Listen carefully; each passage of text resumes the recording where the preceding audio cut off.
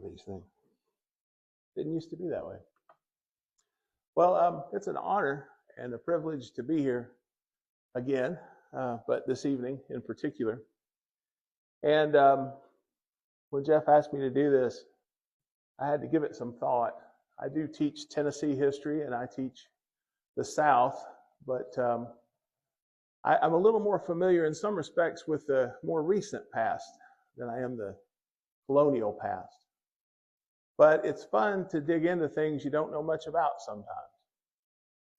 And so tonight, what I'm going to do is try to present you some semblance of my exploration and some things I thought about.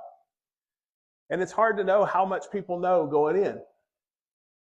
So some of you will know this better than I do, and that's perfectly fine, doesn't bother me. And some of you, it may be a little new.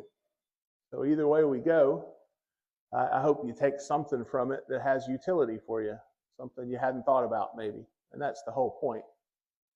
The more I thought about it, the more I thought, I'm going to start with a question, and you all may frown on it. I'm going to skip a few slides. I'm making changes on the fly now, so everything's already off the rails. But I want to start with a politically pointed question. And here it is. Have you noticed recently how very differently people see things that happen? You ever notice that? You ever notice how different people see things differently? Way differently nowadays, you know what I mean? And sometimes I think we think about that as very much a prominent feature of our lives now, and it is. But it's also something we have to keep in mind when we think about any kind of human activity. Because in a way, history teaches us that people have always seen things very different. Right? All sorts of different viewpoints. What that also tells us is that sometimes when we think of the past as what happened, we neglect to think about the different viewpoints. I ask students this sometimes. Think about a four-way stop and some unforeseen accident occurs, and the police arrive and start asking questions of the people who observed what happened. And they get, if there are 6 people, they get 6 different accounts. All in the present. We didn't have to go into the past for that. It's all now. There are similarities to even something like Kings Mountain. It's not just straightforward what happened. And part of what I was doing in preparation for this was reading accounts, first-person accounts, sometimes that spanned 50 years. In other words, you had an account at the time, the report that was made on what occurred, and then I would have a later memory told of what occurred, and they'd be quite different. The people who are on this part of the mountain didn't necessarily see things the same way that the people on the other part of the mountain did, because they're busy loading and firing, and it's smoky. History is not just what happened. We always engage at some level in an interpretive endeavor when we study history. And it's also true, a second question might be for you, have you ever thought about fires and floods and cleaning out people's houses when they no longer need them and what you've thrown away and how much gets lost along the way? So history is a challenge. It's not always clear that this happened or that happened or how it happened or who was where. So I thought about this image, which is an image from Kings Mountain, which suggests the steepness.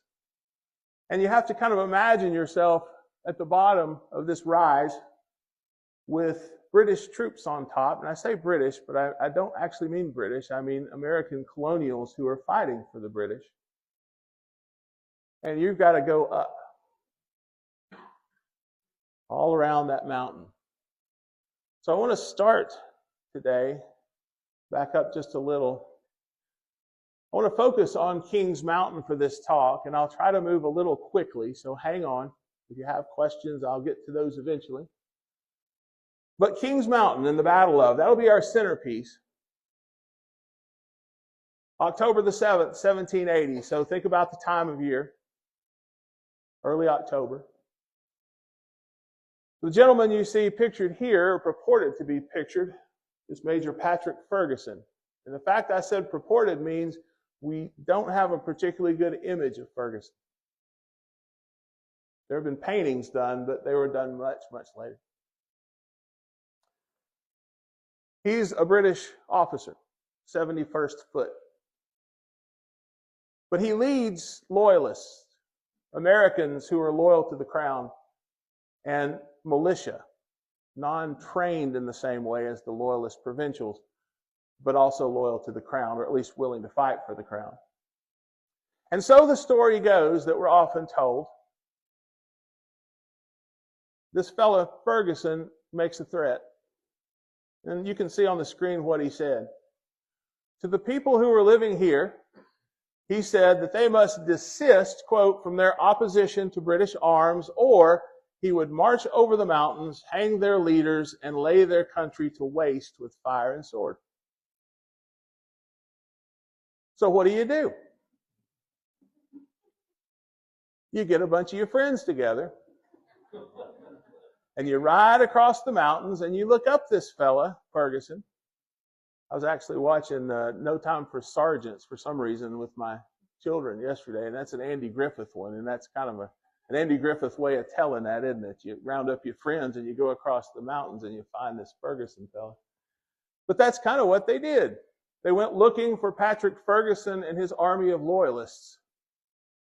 And we know the story in this area particularly focused on John Sevier and Isaac Shelby. And the image you may be familiar with is of the gathering at Sycamore Shoals, where the Reverend Samuel Doak prayed for them as they left, and he said that he wanted the sword of the Lord and Gideon to go with them. If you know the story of Gideon, Gideon led a small and then ever smaller army against the enemies of the Israelites. So here's the mountain they'll have to go up. And this is an artist's rendering, which I've stolen, but I'm using it for educational purposes, of those same patriots looking up on that height. And up there you can see the British troops. And it's quite the battle.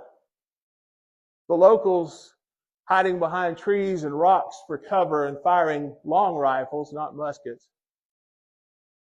But up on top of the ridge, the mountain, it's not that high. They have bayonets. They'll fight according to the sort of ways that the British regulars fought, which was to use their muskets to fire, but then use the bayonet to drive the enemy away. A mass charge down that hill. And that's what they did for over an hour. As the locals here would come up one side of the mountain, eventually the loyalists on top would charge down and drive them back. But by the time there was already movement on the other side of the mountain. It wasn't a big mountain. And lo and behold, in the end, it was these folks, the folks from this side of the mountains, the western side, the Overmountain, who prevailed at Kings Mountain. At the end of the day, I'll go ahead, spoilers. At the end of the day, they either killed, wounded, or captured every loyalist on top of that mountain. That's the story. That's the story that we're used to. At the time, when we evaluate Kings Mountain, at the time, different people had different ideas of what its meaning was. But one of those people I'll mention to you is General Sir Henry Clinton. He was the commander of all British forces in North America at the time.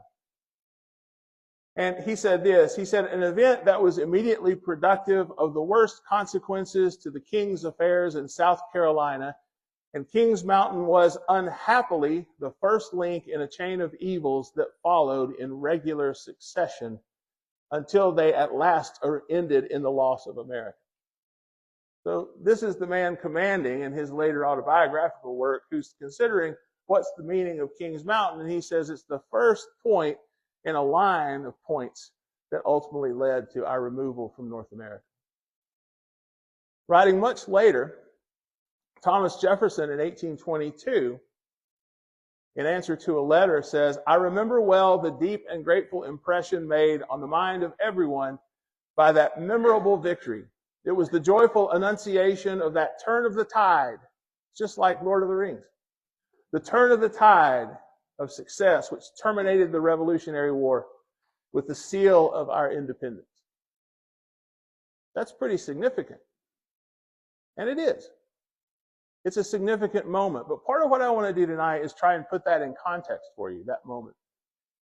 And partly to explain why it happens, and partly to explain some of the complexity surrounding it. Some of what we don't know, some of what we have to interpret. So let's start here. It's the 1770s.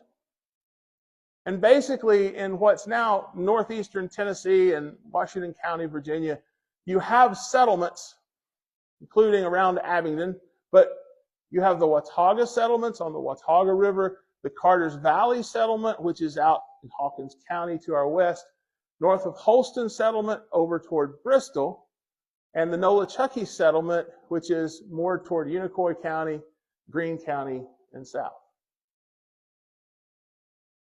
We have names associated with them. In the Watauga, you know the name probably James Robertson. John Carter, who starts the Carter's Valley settlement by starting a store, a trading post to trade with Native Americans, he will eventually move over to Watauga. And, of course, that's where you get Landon Carter and Carter Mansion and all that. But you also have the Shelbys, and Sapling Grove is their plantation. And that's pretty much Bristol. That's Sullivan County. So when we think about Isaac Shelby, think about Sullivan County. And initially, this is where the Severes came before they moved south and west, John and Valentine. And these folks have come from different places. Some have come from North Carolina. Some are coming from Virginia.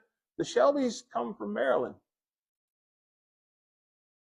And they already have an established history, many of them, when they come. Jacob Brown is an interesting kind of fella. Moves into the Nolichucky River Valley and begins the blacksmithing and trade post and all the rest to supply the Cherokee. And that's an interesting point because it suggests a relationship maybe we hadn't thought much about. The Cherokees came to Jacob Brown for the needs they had. Here's a map. I like maps. It gives you a sense of where the different settlements are.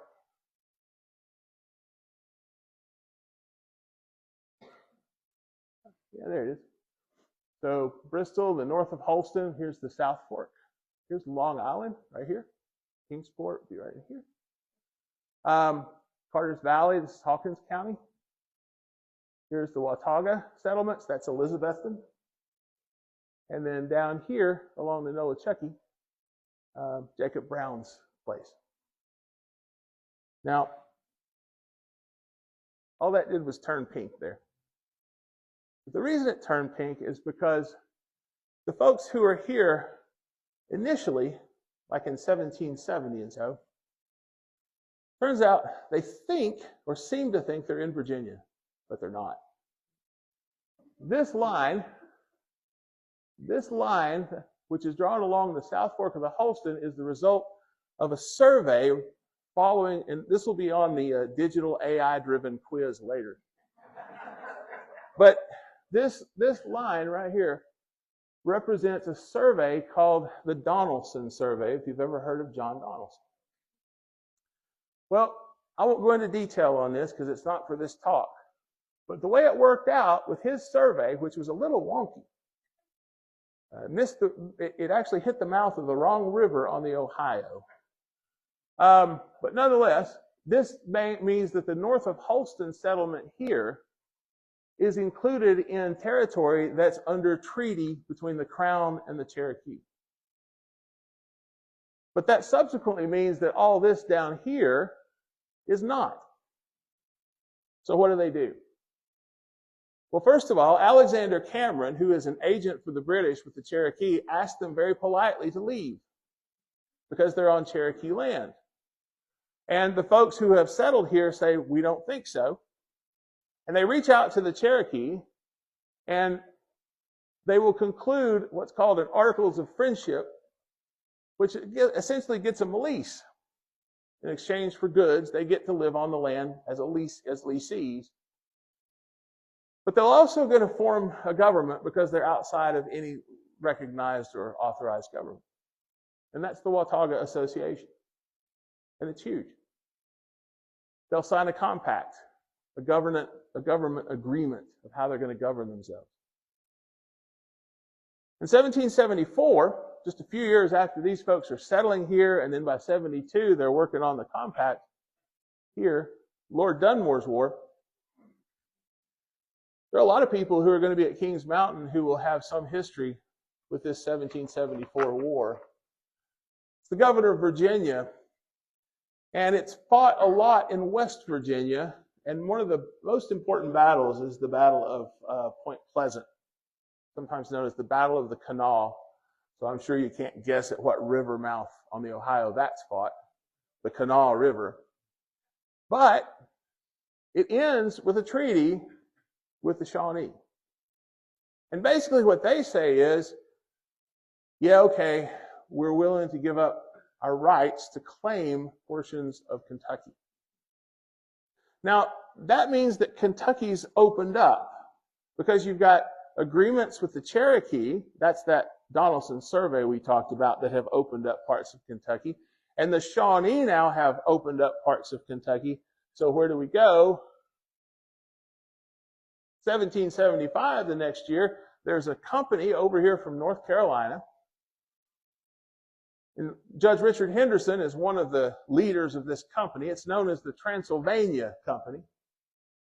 And they are here in Elizabethton, i.e. they're at Sycamore Shoals, to negotiate with the Cherokee. They want to purchase some land. Where at? In Kentucky. Because it seems to be open now.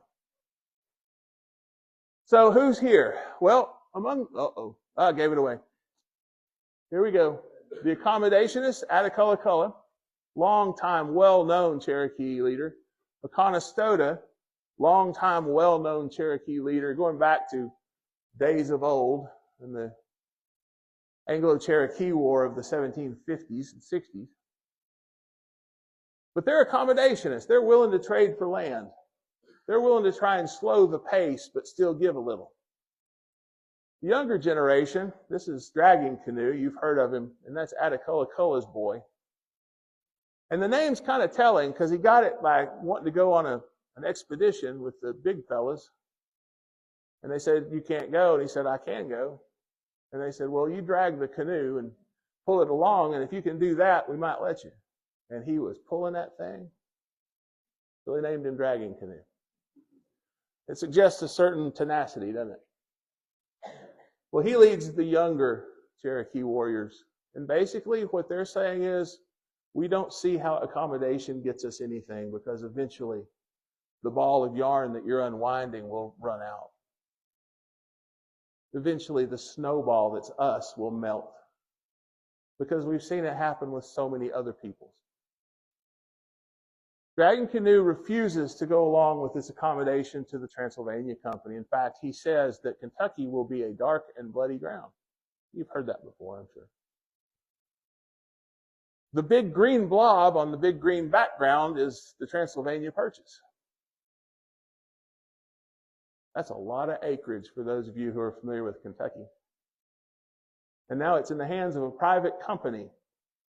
And notice that it includes the Cumberland River Basin and what's now Nashville, Tennessee. It is massive. But it's not the only treaty that will be negotiated at Sycamore Shoals in 1775 in March. It's the grant deed. That's the big bulk of territory. But you also had to have a way to get from the legally authorized treaty okayed land over to the new grant deed. And that's called the path deed. But then the folks who lived here wanted to get some more definite terms for them staying, and that led to negotiation of the Watauga Grant. And then Jacob Brown wanted to make sure that his land was protected long term, so that led to the Nolichucky Grant or the Brown Grant. Here's an image from our State Library and Archives of the Watauga Purchase. This is the Path Grant. Notice it incorporates elements of Sullivan County. And it's designed to stretch between what we've got under treaty and now what's been sold. Here's the Watauga Grant. It stretched back into North Carolina, incorporates the Watauga River. This is the Brown Grant. Well, let me go back. What are the dates on these grants? Let's see, March of 1775. What else happens in the spring of 1775? Oh yeah, there's a little kerfluffle up in Massachusetts. Right? You know about Lexington and Concord. This is essentially the beginnings of the Revolution. So while we're dealing with land holdings here across the Blue Ridge, up in Massachusetts, war is being sparked, revolution is being sparked, and that's going to affect things here.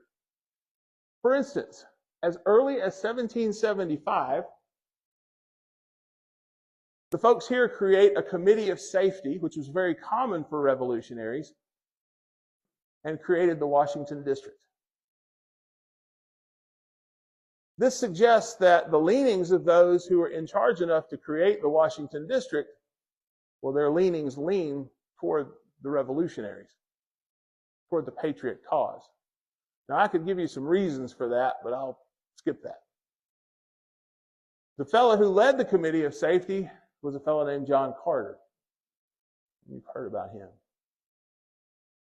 The other thing, then, that opens up for this area, which is kind of beyond the bounds, remember, because of the treaties and all, is they want to be part of the new states as the new states emerge from being colonies.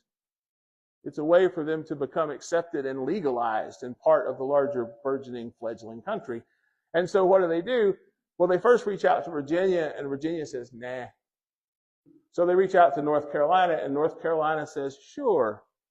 July the 5th, 1776, we have sent from this area a petition to the Provincial Congress in North Carolina to be part of North Carolina. And they let us in. Now, wait a minute. I've shifted on you. This is one of my favorite maps. It is one of the most complete sort of representations of the Cherokee world, the Cherokee homeland. And you've got the out towns, the middle towns, the valley towns, down here in South Carolina, the lower towns.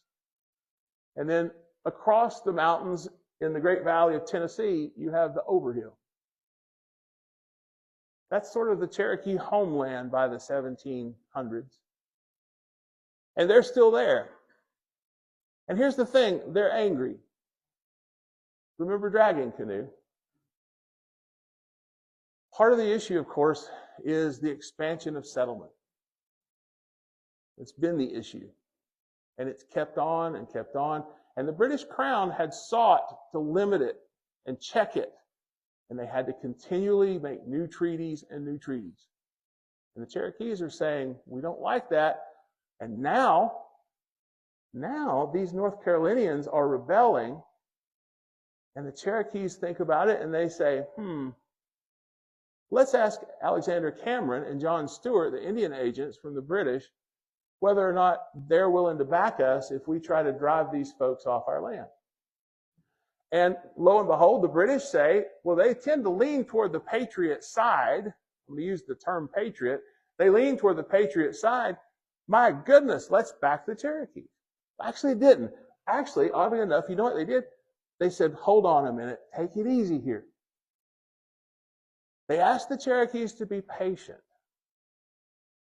But in the end, the Cherokees saw their opportunity and they went for it.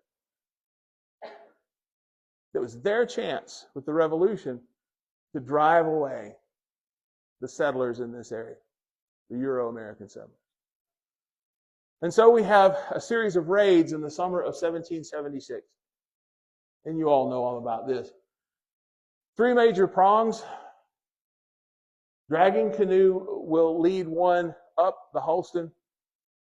That will end up in the Battle of Island Flats, which is right here in Kingsport. He is wounded, and ultimately his forces are driven back. You also have a raid that goes north on the Clinch, and that's the Raven, and that heads up into southwest Virginia.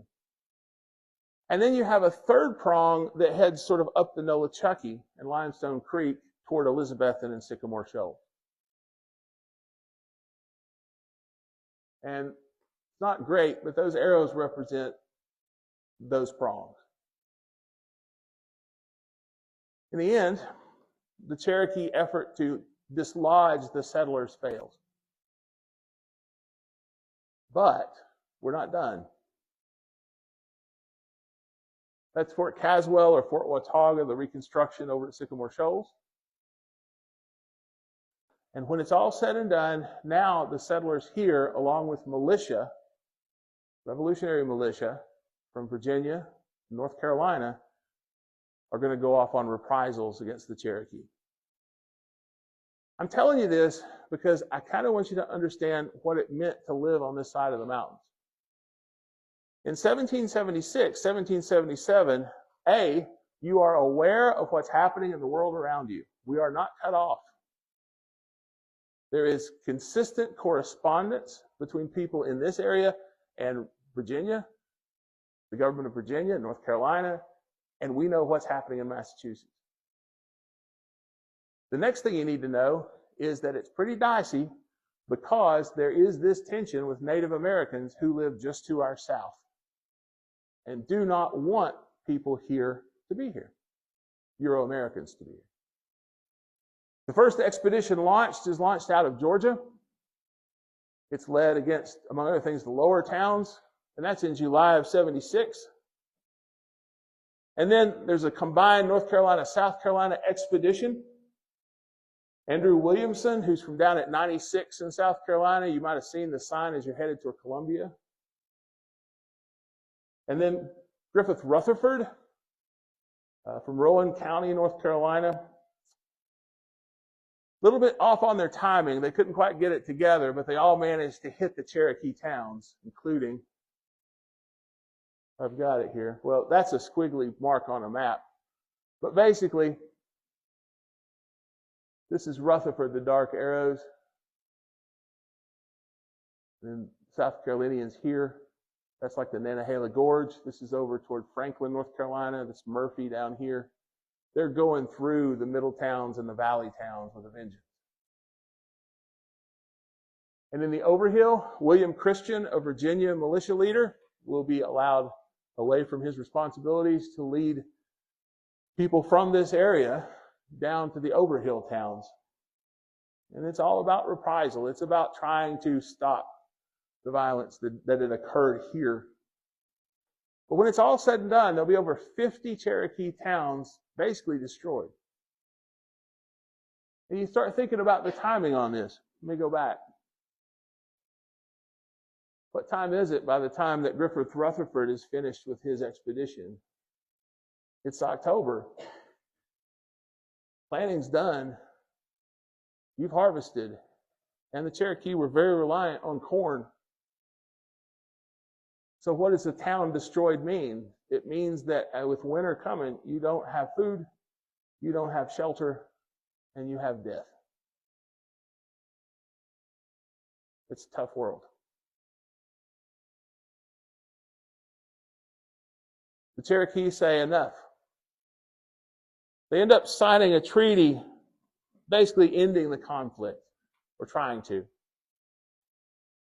Simultaneously, some of the Cherokees, those who are most set on war, the younger set, will move south out of the Overhill towns toward Chattanooga, Tennessee, and North Georgia. They become the Cherokee Chickamauga, and they'll establish their own set of towns separate, with the idea that if they are out of the Cherokee Overhill and the Cherokee Middle and Valley towns, they won't be raided again. 1778, smallpox strikes the Cherokee. Disease didn't hit once, it kept coming back, and it hit time and time again. That's the way it worked, as it had in Europe. We get to 1779, not only do we have Washington County, Virginia established and Washington County, North Carolina, but Sullivan County, North Carolina as well. And that same year, 1779, Jonesboro, Tennessee, in Washington County. This is reflective, though it's kind of hard to read this particular map, it's reflective of the Chickamauga towns and the separation.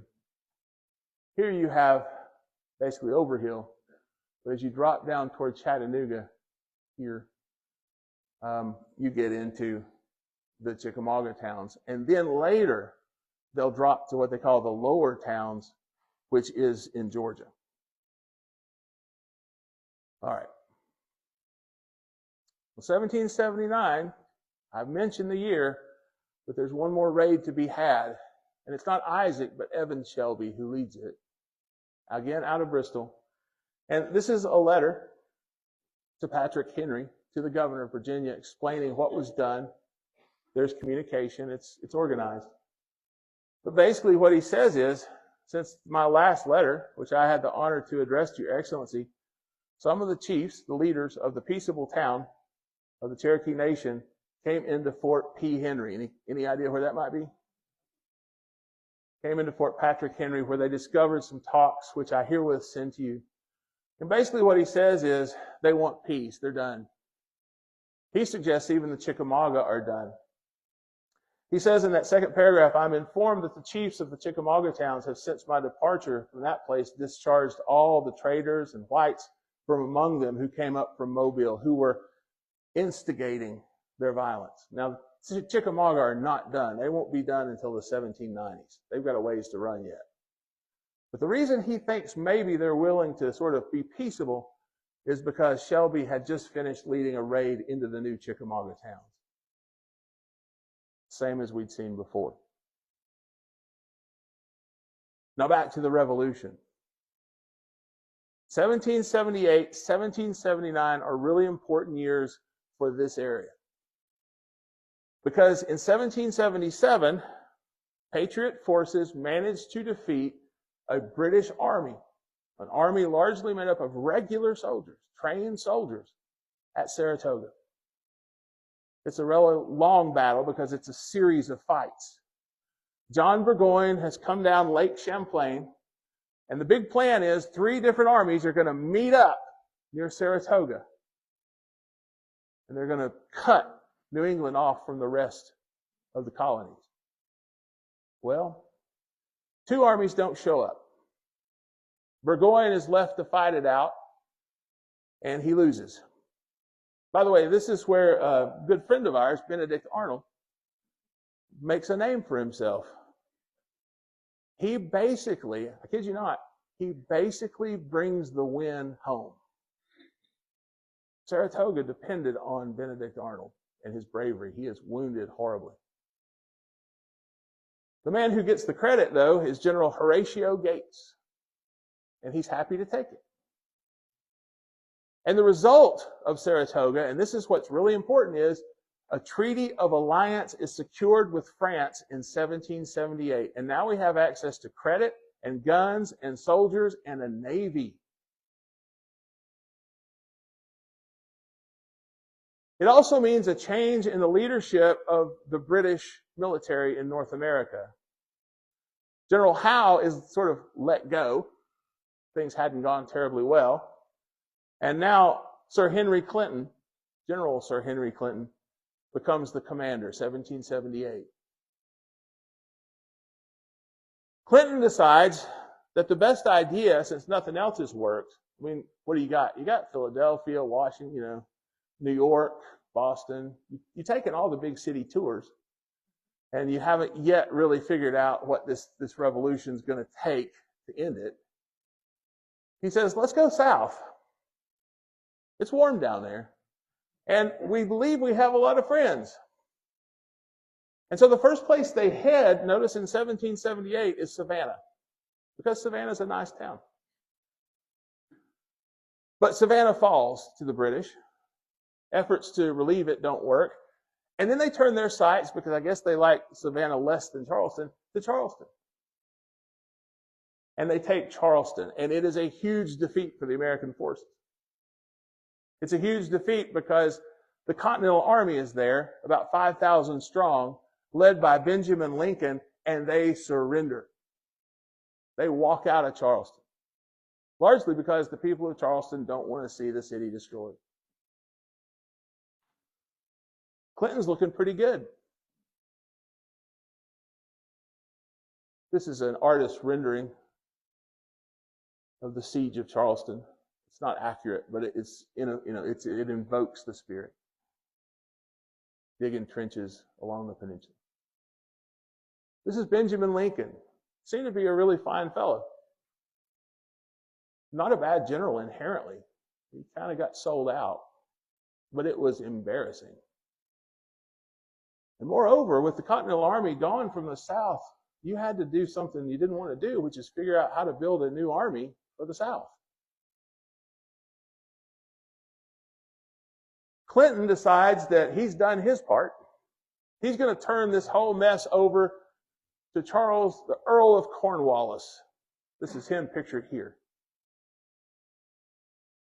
Cornwallis is not swift. I mean, seriously, he doesn't move quickly. It makes Clinton horribly mad because Clinton's going to do whatever, what people do. He's going to blame all the subordinates and basically say, you should have moved quicker when it's all over. And he's trying to figure out how we lost North America, the British. Well, that was what? Let's go back. Let's go back. The Siege of Charleston, April to June what? 1780. Oh my goodness, who shows up for the first time? If you look up here, Patrick Ferguson. Ferguson has been fighting in the North. He's been in North America since 1775. One of the stories about him is that he had an opportunity, because he was considered a fine shot, to take a shot at George Washington, who didn't know he was there. He said that would be ungentlemanly, according to the story. Interestingly enough, Ferguson, who's from Scotland, had actually engineered a breech-loading rifle. And it was for a time considered by the British military, but they chose not to buy it in bulk because it was too complicated. But he's got a brain. He's not silly. And he's been tapped because of his bravery. He was wounded. He loses the ability to use his right arm. He has to learn how to use his left because of the wound. He's been tapped now to become the inspector of militia for South Carolina, which is suggestive of the plan. What's he going to do? The idea in the South is there are loyalists who, given the opportunity, will come to the British cause. And it's his job to make that happen and to build up the loyalist forces, the militias, the trained provisionals, to bring them south, to recruit in the South, to build an army to go along with Cornwallis's regulars. Meanwhile, Sir Henry Clinton, who's in the midst of getting out, heading north again because he really likes New York, he's making proclamations. Well, what proclamations? Well, in June of 1779, he makes this interesting proclamation called the Philipsburg Declaration, where he says that the slaves of patriots can be granted their freedom. He's decided he's going to use slavery as a tool in the war. Lord Dunmore had done this previously.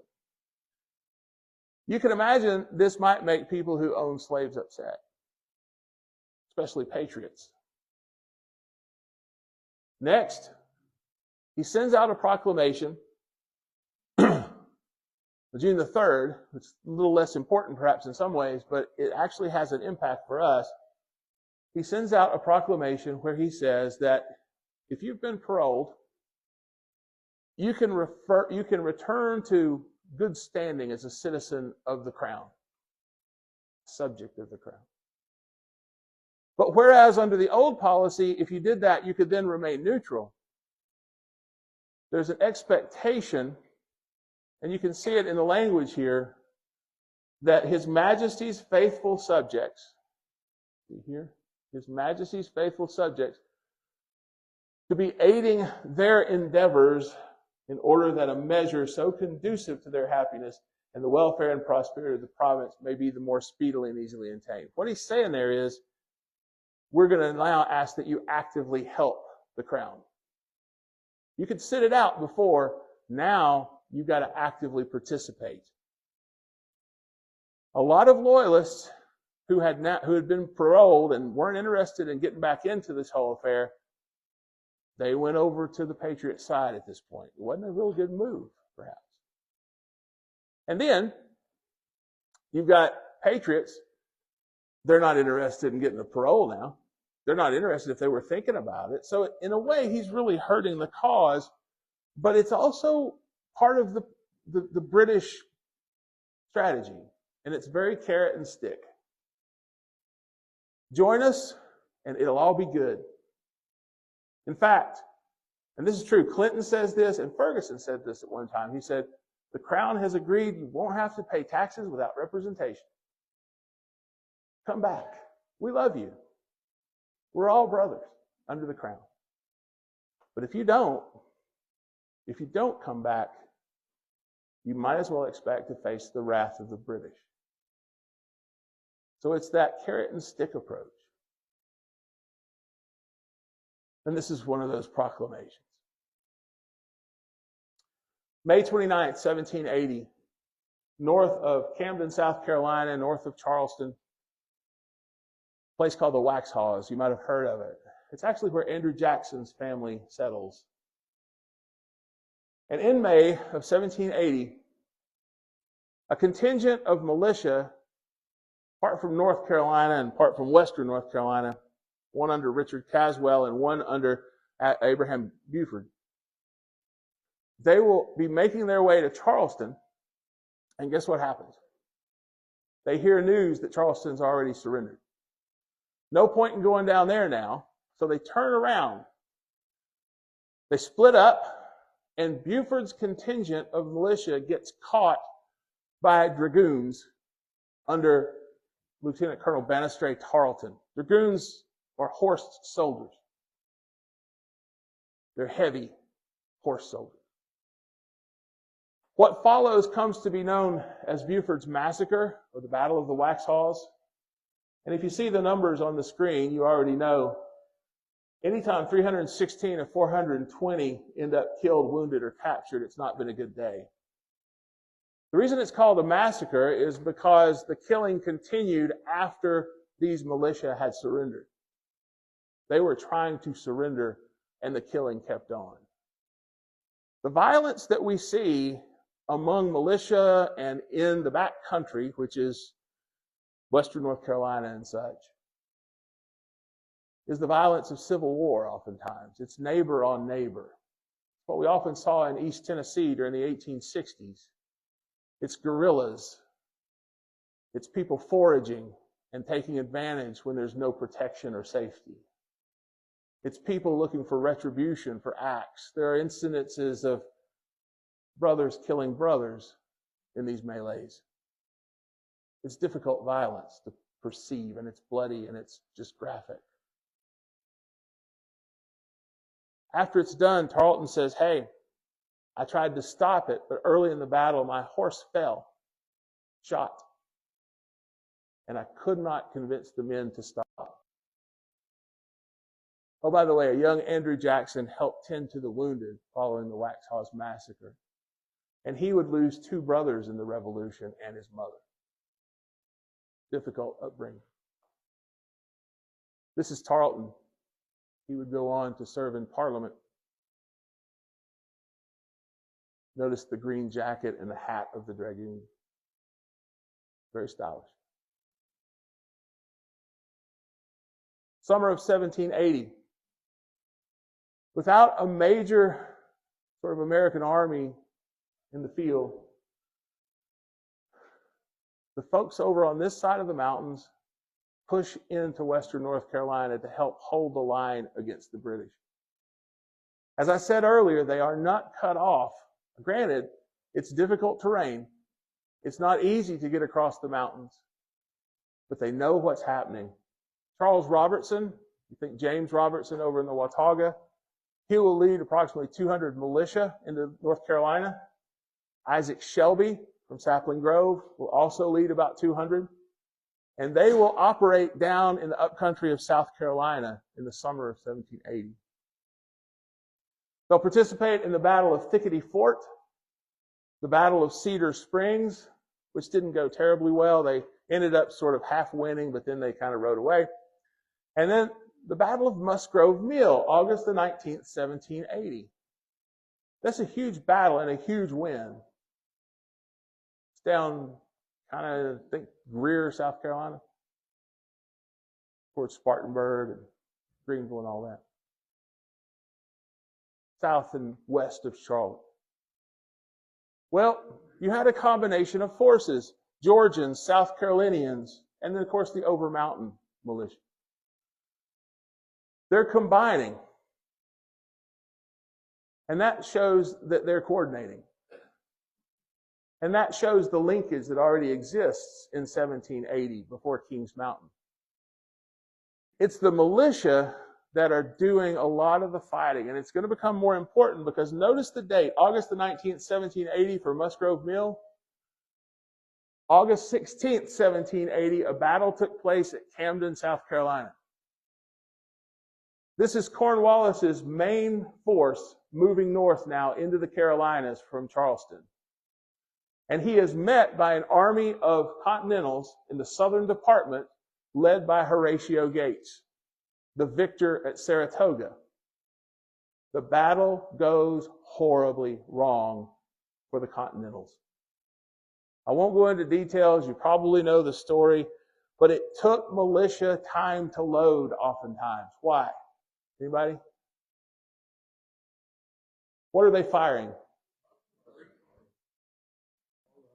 Rifled muskets. A musket is smooth bore, right? It's loose enough that you can pack quick. You've got to have wadding, but it's going to pack quick. A lot of times the militia carried rifles, which were light. They didn't work well for clubs, didn't often have bayonets. They were more accurate at greater distance than a musket, but they were a lot slower to load. And I told you earlier that the British training said fire and use the bayonet. That was the general tendency. If I am a militia man and I'm in the front ranks and I see a troop of British soldiers shoulder to shoulder with bayonets glinting in the sun coming my direction, and I'm loading that rifle as fast as I can and it's just not fast enough, I'll do an Andy Griffith. I'll turn around and head that way. In a sense, Washington never fully trusted the militia. The militia would fight, they'd fire, but they wouldn't stick. And that's what happened at Camden. Gates had put them on his left. And while the Continentals in his force, the trained, disciplined American soldiers, while they stuck, the militia ran.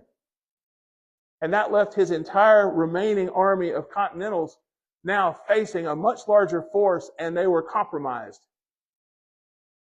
And that's why it becomes such a mess at Camden. Gates gets on his horse and rides north. Imagine the commander getting on the horse and riding while he's still got troops in the field fighting. But he can tell how bad this is going to be. This loss means that essentially the Continental Army that now has been sent in place of the one lost at Charleston, well, it's been kind of decimated too. It's not going well.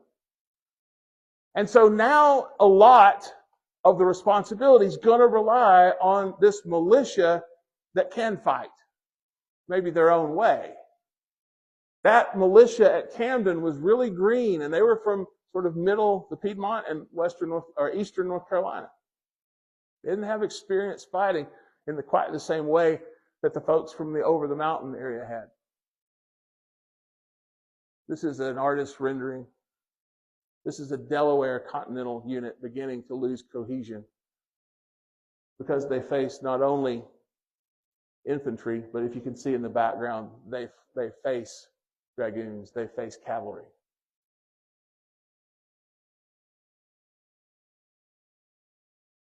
Now Cornwallis, having defeated Gates, continues his move north. He's moving towards Charlotte, North Carolina, Charlotte town. But he knows that there are folks on his left flank, that is to the west, toward the mountains, who don't like his movement north. And so he sends Banastre Tarleton to sort of screen his right flank, and he sends a force largely of loyalists, that is, provincials and militia, who are loyal to the crown, under Patrick Ferguson, who's been building this southern troop on his left or western flank to protect there. And that's happening as he moves north. So where does Ferguson go? He goes to Gilberttown, North Carolina, which now would be Rutherfordton. He moves north to Gilberttown. And he's there by September the 9th, 1780. There's an effort made to check him at Cane Creek by forces under Charles McDowell. McDowells live around Quaker Meadows, which is Morganton, North Carolina. And it doesn't go well. It's not a horrible defeat, but they have to leave the field. And now they're being hunted. Ferguson's goal is to hunt down the militia or other threats to the west. The McDowell brothers skedaddle, as one does, across the mountains to safety in the Overmountain where we are. That's how they see it. And then our old friend Ferguson sends out a proclamation, because that's what one does. And he says, our policy is, if y'all will come home to the crown, we will love on you and hug you and welcome you back. But notice what he says here. He says, there are those who are detestable by the best men, no matter their allegiance. They're detestable people. They will continue to rob in the confusion of the times. They will plunder. They will rape. And where are they? Well, let's look. See, I highlighted it for you. The Nolichucky. They're over here where we are. He's referring to us. Well, a few hundred years ago. And what does he say? It's interesting. You get the carrot and the stick, because what he says is, if these rebels continue to waste human blood, we're going to wipe them out. We'll take care of them. But we'll protect their families. We'll be gentlemen. We'll try our best to ensure our soldiers don't do anything. Now, on the one hand, that's the carrot. We're good people. But you could also read it as a veiled threat, could you? Not just you, rebels, but your families might be, shall we say, endangered. We'll do our best to protect you. It's kind of like when the mafia shows up. What a nice business you have here. It'd be awful if something happened. Well,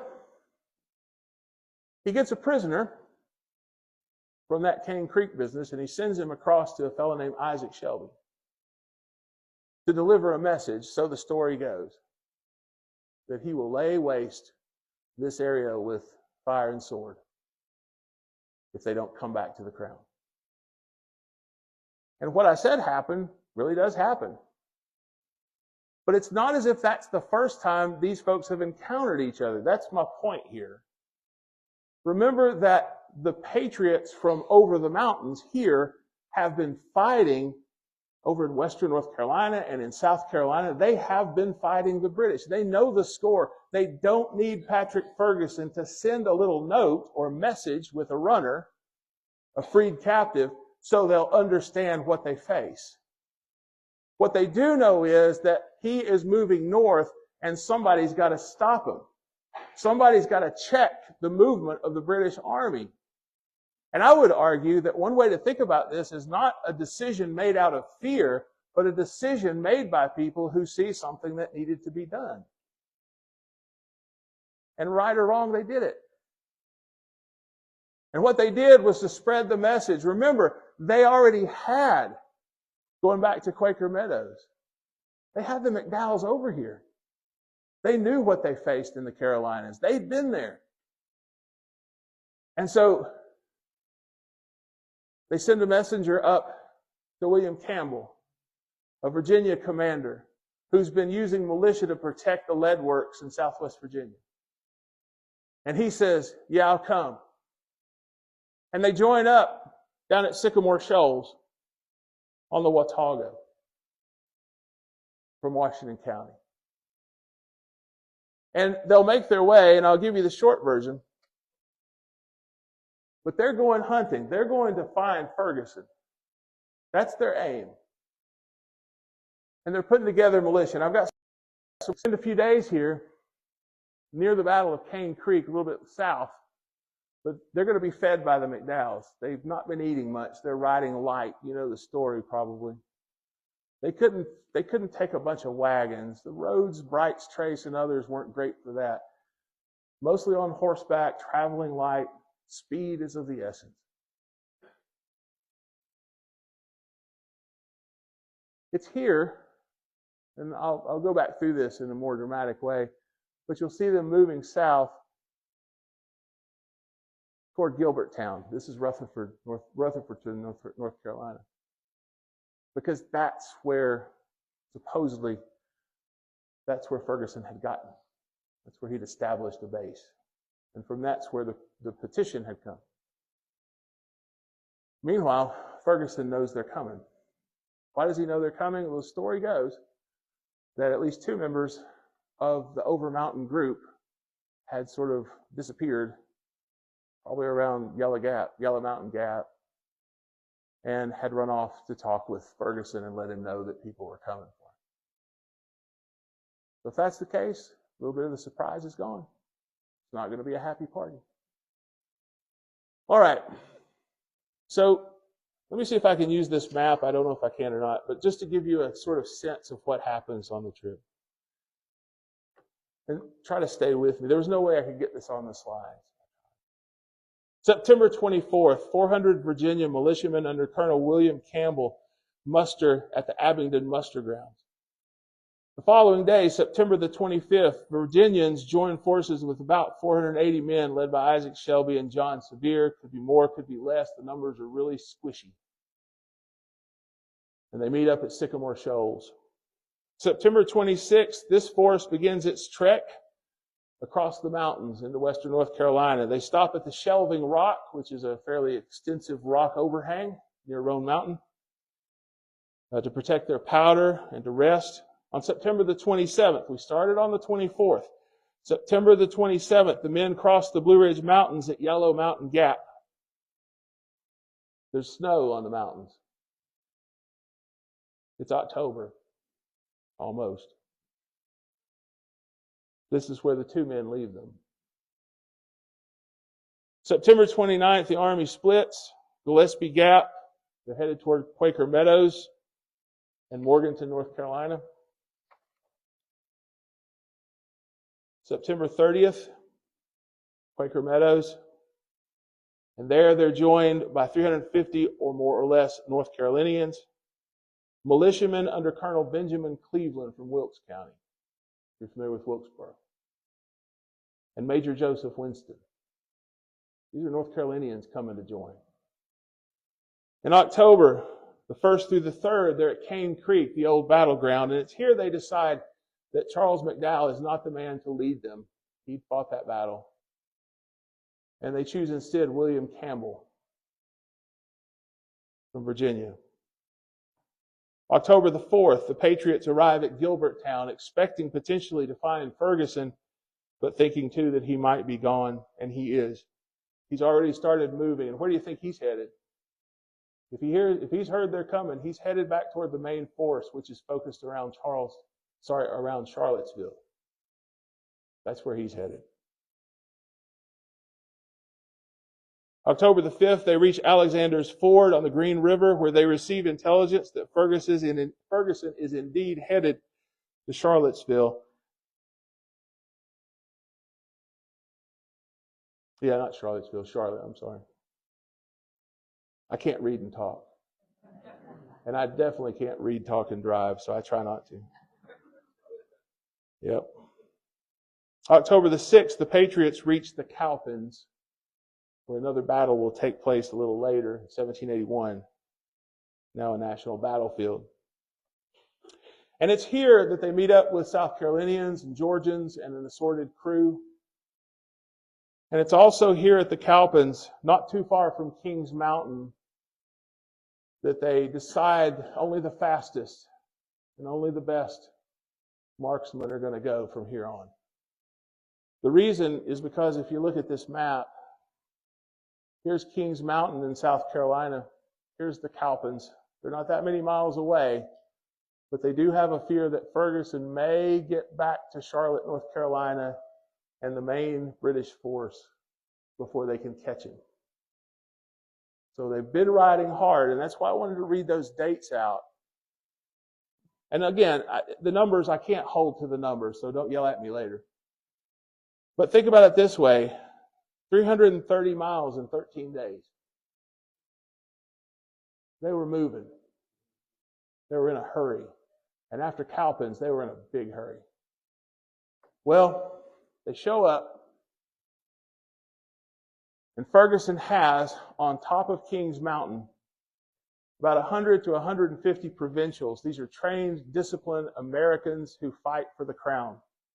Many of them, you'll notice, are from New Jersey and New York.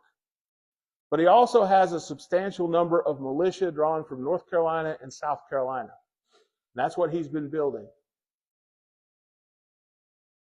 To get a sense of where he was mentally, I don't want to read the whole letter, but let me read part of it. I found this letter fascinating when I came across it. And like I said, a lot of this exploration is good for me. I'm very sorry to hear of your sickness, he writes to dear Tenpenny. However, I hope on every account it will not last long. Between you and I, there has been an inundation of barbarians. That's what he calls the Overmountain folks, an inundation of barbarians. And that's true of the backcountry. We're often thought of that way. Rather larger than I expected. Joined by, repeated intelligence suggests, he says, Sumter, which is Thomas Sumter, McDowell, Hampton, Cleveland, Brevard, and Graham. And he gets some of them right. And the number is supposedly about 3,800. So this is a big force he faces. In fact, they're not above half that number, he says. That's what intelligence says, but I know they're not that big. We are inferior in number, but as to quality, we must not praise ourselves. I did not think it necessary to stake our young militia to an overmatch without orders. In other words, I decided it would be best not to fight these folks without orders, but I'm waiting on orders, and then we might go out and fight. But then again, he says, with advantages of arms, our people, and the 4 officers from Kruger, I should have thought myself justified in committing myself to actually going after these people. But I couldn't go after them again because I've been told to expect reinforcement. I expect reinforcement to come. And so what this means is, on the one hand, it sort of suggests either he's not being honest here, or he is. He thinks he could take the militia. Or maybe deep down he's not sure. But either way, he's decided to take a position, a high position on Kings Mountain, which he believes will be defensible, while he waits on reinforcements. Because he may at this point not be entirely sure that he can get back to Charlotte. Down at the bottom, that's what really fascinated me, this postscript. We are kings of King Mountain, he says, meaning we hold the top. Although there is indeed another throne or ridge opposite to us where General Sumter, and this is from South Carolina, Sumter, and your humble servant may, like the 2 kings of Brentford, reign vis-a-vis in daylight, but at night war shines. I have to tell you, I did not know what the 2 kings of Brentford were a reference to, and I had to go look that up. So I'll share that with you. First of all, it's not dear Tenpenny, it's Tenpenny. And Tenpenny was out trying to forage with a very small contingent. But he was expected back, and basically what Ferguson's doing here is saying, they're coming. I don't know if you can make it back. Don't worry about it. I think we can handle it. You stay where you are. Don't come back. Not now. An inundation of barbarians. I think you all get that one. General Sumter is a reference to Thomas Sumter from South Carolina, who was known as the Fighting Gamecock, if that rings a bell. And then Kruger was a commander of the 1st Battalion of Delancey's Brigade of Loyalists, which effectively had been recruited in and around 96 down in South Carolina, for which they had officers. But this Kings of Brentford, the two kings, basically they're two kings in a play, and they mimic one another throughout the play. What one does, the other does.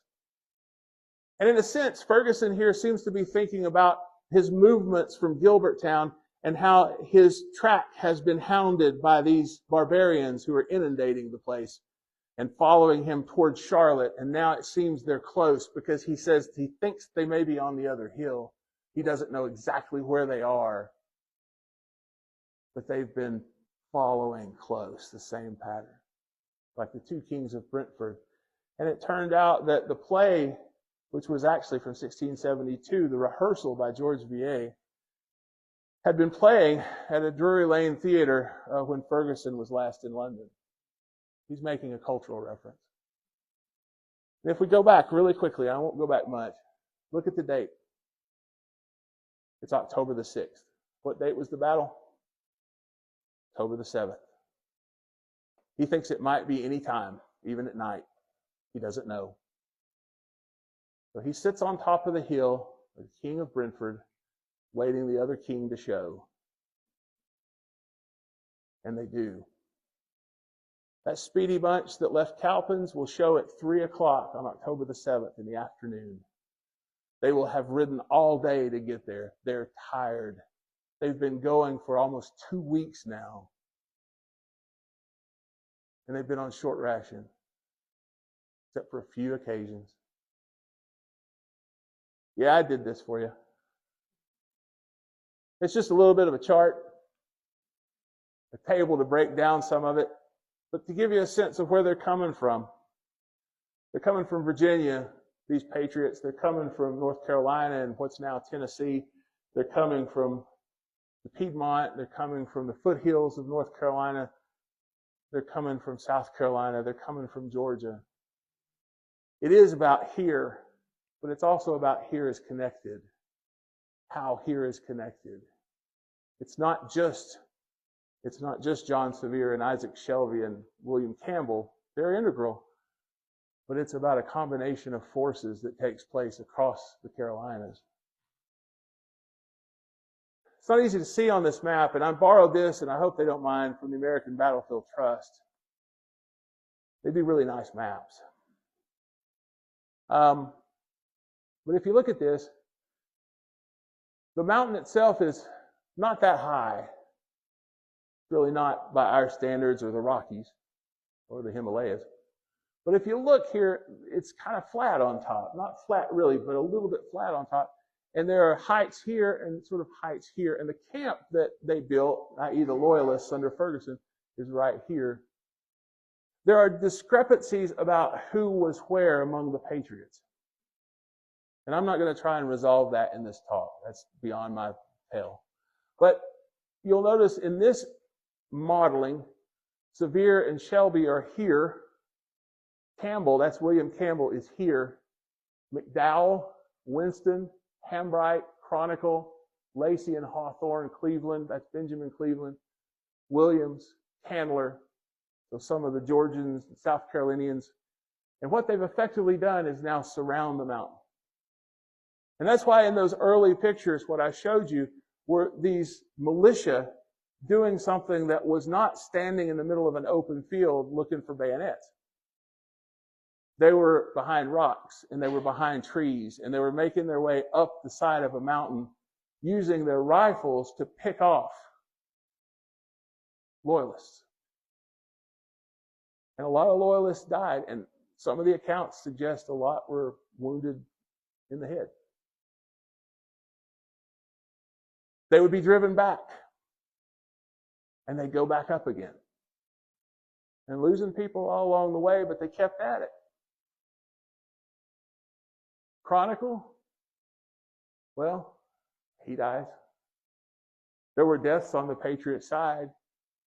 But what ends up happening is that gradually this position, because the Loyalists are forced back into this position here, becomes untenable. The charges they don't function anymore. They're not swift enough. They're not doing the job. And it seems, again, it's iffy perhaps what was in his mind, but Ferguson decides on a last effort to at least get out, maybe. And he leads a charge downhill. And probably he's kind of here. The grave where he's buried is over here. Oh, I gave it away. He's kind of over here. And he ends up with 8 shots in him. And he was known in part by the shirt that he wore during battle, which was a checked hunting shirt. But he's dragged by his horse. It's kind of a miserable scene. Gradually, those on top, the Loyalists say, well, enough. And they raise a white flag. Guess what happens? Yeah, it doesn't stop. The shooting does not stop. And one of the calls that supposedly was heard was in regard to the Waxhaws. Buford's quarter. In other words, you get the same deal Buford got and his men. But eventually, another white flag comes up. Ferguson's dead. And the remainder who aren't dead or wounded surrendered. It took Shelby and other officers to bring an end to the firing. But they did. The battle is over, a little over an hour, apparently. Here are the casualties. And again, don't yell at me. I'm not saying anything about these numbers. I'm not lending my credibility to these numbers. They're numbers. They're general. But in terms of the Loyalists, somewhere up or down 200 dead, 163 wounded, and the rest captured. For the Patriots, 28, 29, the numbers vary. Wounded, 60, 62.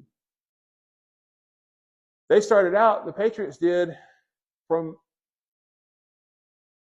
the Cowpens, about 900 plus.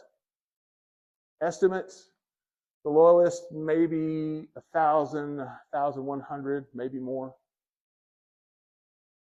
So that gives you a sense of what happened on that mountain over an hour's time. Just an hour. Lunchtime.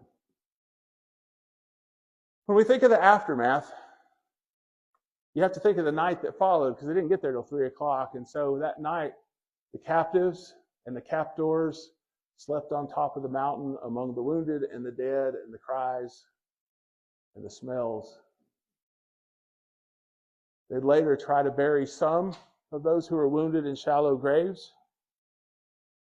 But part of the problem was the potential for the British to show up. Remember, what had Ferguson been expecting? Reinforcement. Will British troops show up? Will they hear about it? Can they get here? What are we going to do? We need to stay not too long. Virginia Sal, you see on here, she was one of 2 women who were being held. I think there might have been one more, but they were with Ferguson. In what role or capacity, I'll not suggest. They might have been doing work of a domestic sort. And you fill in the blank. But Virginia Sal, one of those women, is killed. And it looks like she was actually buried with Ferguson. There were also African Americans, probably free and slave, at Kings Mountain.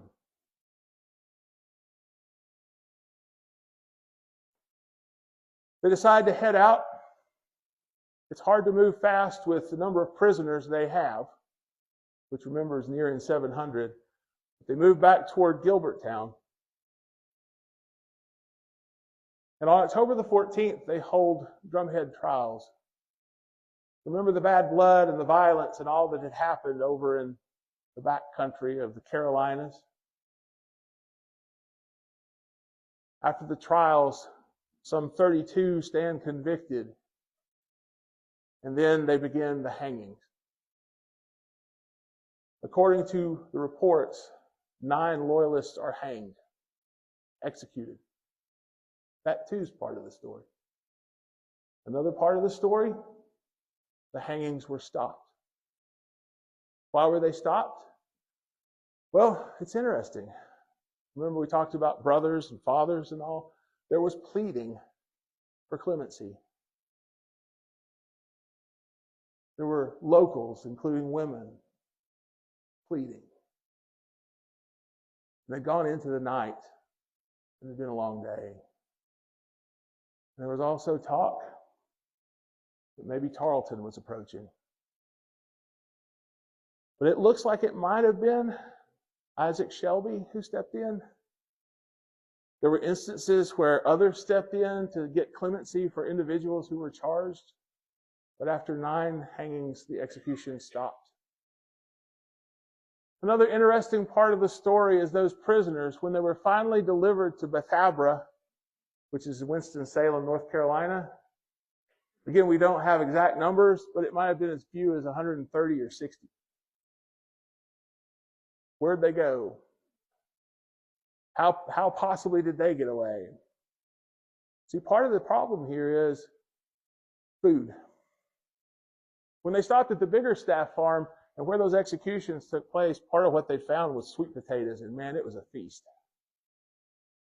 But for the longest part, a lot of those who were captive, they struggled to get food. It was a tough road, and they would run off. When they got the chance, they'd get away. They weren't stopped necessarily. But they end up in prison not until October the 24th, so that's 10 days. So, what are our takeaways? How significant was Kings Mountain? That's not a question I really want to answer because I don't know how you judge that. But let me offer a few thoughts. First of all, after Kings Mountain, a lot of the loyalist activity that had been burdening these backcountry people, including the folks on this side of the mountain, it was squashed. Now, it still was going on out east, but it didn't happen nearly as much in the west as you might have expected after this. And that was a huge benefit. Next major thing, Cornwallis is forced by the loss of Ferguson to withdraw, to pull back, to sort of let go of his plans to move into North Carolina. And he drops back to Winnsboro, South Carolina. So that checks Cornwallis, at least for a while. By 81, he'll be moving back into North Carolina. But it's given time. And Horatio Gates, you'll notice, about the same time that they're at Gilberttown, Horatio Gates is being replaced by a new appointment, Nathaniel Greene, one of Washington's favorites. Greene is sent south to command in the Southern Department for the Continentals. And in a sense, what you read, or I read to you at the first, is happening. We're moving toward what will be the last major battle of the war. At Cowpens, there'll be a major battle under Daniel Morgan. Banastre Tarleton will be whipped, and the militia will do it because Morgan figures out how to use them to effect. And then at Guilford Courthouse, Greene holds Cornwallis to the point that Cornwallis is forced to drop artillery on his own troops to save the day. The problem, if you're Cornwallis, you can't keep doing that and keep an army in the field. Eventually, you run out of people. Cornwallis will move toward Wilmington. Cornwallis will then move up into Virginia. Cornwallis will then seek resupply at a place called Yorktown, Virginia. And that French Navy we mentioned a long time ago, they'll cut off resupply. And Washington and the French, finally deciding they'd had enough of New York, want to come vacation in the South. And so they drop down on Yorktown and besiege Yorktown. And Cornwallis surrenders. How important is Kings Mountain? It's been called the turning point. There's no way you can say that it didn't benefit those who were suffering under the Civil War elements going on in the backcountry. And I think we can suggest that it gained time for the Southern forces to sort of reorganize. And that matters.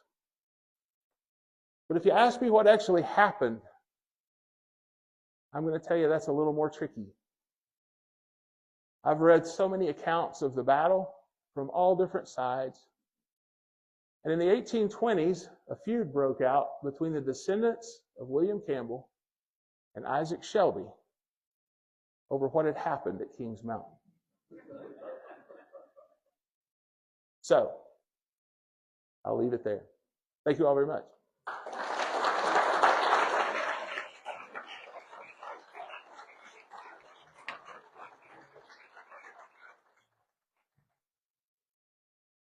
Yeah, I guess. As long as they're not too hard. There's a gentleman in the back.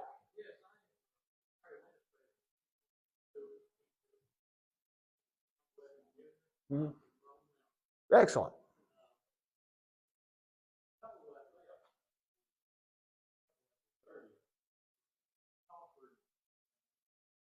Yeah.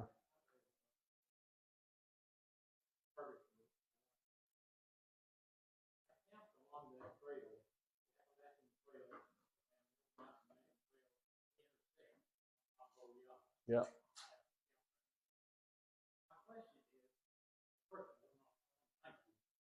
Oh, no, thank you for letting me come. Yeah.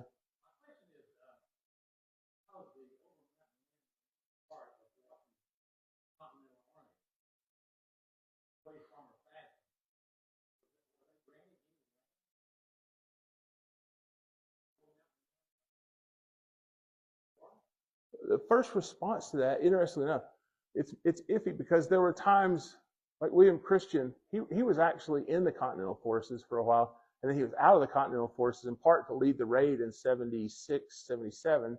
And then, you know, they're in and out, a lot of the leadership.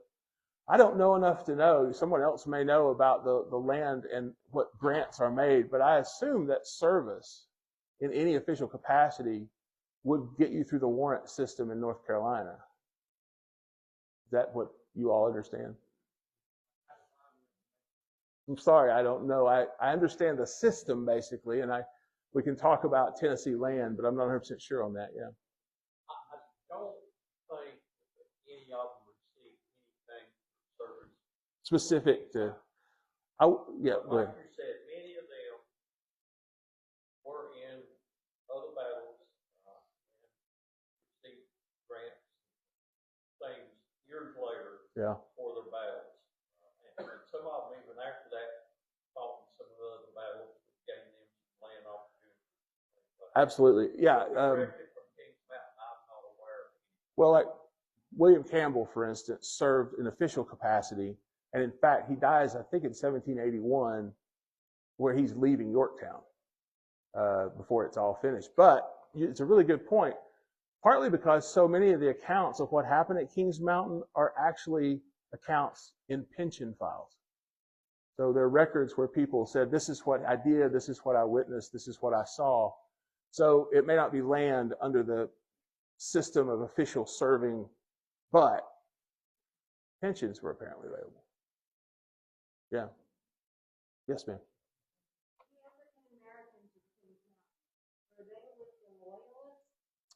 I'm not 100% on this, but a lot of them, I believe, were with the Patriot side. Now, it's an interesting question what your function is if you're a slave or if you're a substitute. But it's also possible you had free African Americans who were along too. I don't know a whole lot about it. For me, this was a bit of exploration, and I like to do that. But I don't know a whole lot to answer that question, and not in full. Yes? It appears that the whole effort was mainly self-generated by the Overmountain itself, rather than encouragement or direction from either Virginia or North Carolina authorities. Yeah. I think so. I think that's the correct way to put it. Although they did there were discussions about seeking an official officer to actually come command, and whether they needed that. And in the end, they kind of got it, but not entirely. Yes.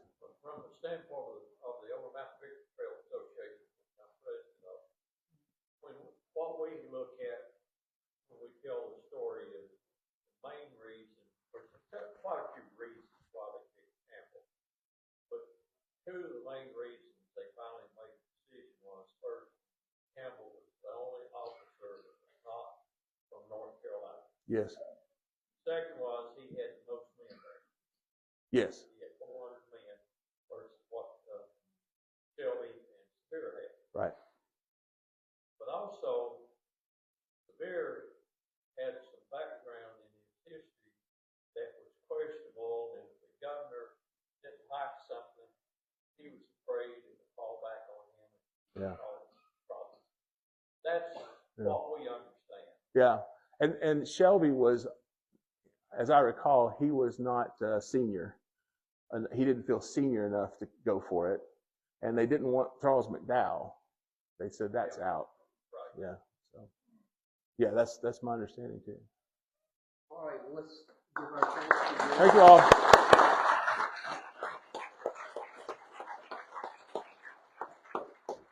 Perhaps Dr. Lee will stay a few more minutes for individual questions. Thank you so much for coming. Stay tuned for additional archive activities. And remember to talk to my friend Mark Breeding back there to join the organization. Thanks again for coming. Thank you all very much. Thank you.